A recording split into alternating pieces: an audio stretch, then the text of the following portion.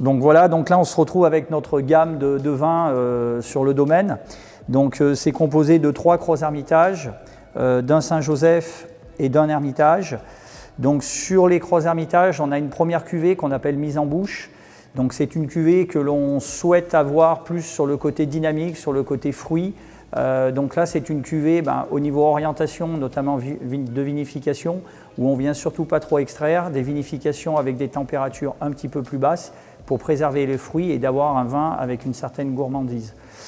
Sur la deuxième cuvée, qui est la cuvée des 3 chênes, on va être un petit peu plus sur l'ensemble de vieilles vignes du domaine, avec un élevage qui va être un petit peu plus long, puisque là on a un élevage qui va osciller entre 15 et 18 mois sous bois, et là on sera sur des vins un petit peu plus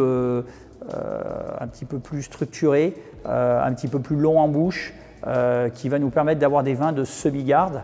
Et pour finir sur la gamme de Crozes-Hermitage, on aura la cuvée Au fil du temps, là qui est une cuvée qui est une sélection parcellaire sur un terroir bien particulier qu'on a en Crozes, où on a des sols de même origine, donc d'alluvions glaciaires, de l'ère quaternaire, donc sur des galets roulés, mais sur ces sols-là, on a des sols plus légers mais beaucoup plus profonds.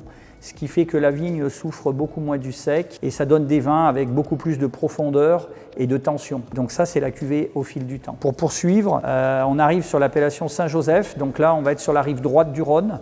On va complètement changer de terroir puisqu'on va être sur un terroir d'origine granitique, donc que du granit, donc des sols très pauvres sur des vieilles vignes.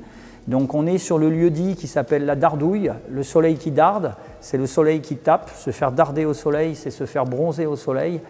Et là, on a des vignes, le granit donne à la Syrah ce côté très droit avec une certaine droiture. Donc ça nous donne des vins tout en tension avec beaucoup de concentration. Et là, par contre, sur les élevages, on essaie d'avoir, pour préserver une certaine délicatesse des vins, c'est élevé quasiment exclusivement que dans des vieux demi-muits. Et en fonction des millésimes, on met souvent de la vendange entière dans la vinification. Donc ça, c'est un élément important de l'équilibre de nos Saint-Joseph. Après, on va basculer, on va revenir sur la rive gauche avec l'appellation Hermitage. Donc là, sur Hermitage, on peut distinguer 2 terroirs. On a un premier terroir sur notre bas de coteau, où on est sur du petit galet roulé. Donc un terroir un petit peu plus profond, un petit peu plus riche, où la vigne s'y plaît bien, se porte bien, même en année sèche. Donc on est sur le terroir des greffieux. Donc là, cette partie de terroir, on la vinifie en vendange entière. Et après, les 2 tiers de notre parcelle se retrouvent sur un terroir granitique, donc sur un sol très pauvre, avec beaucoup de concentration. Et là, ça va nous donner au vin vraiment une texture et une tension, et aussi la puissance d'un Hermitage.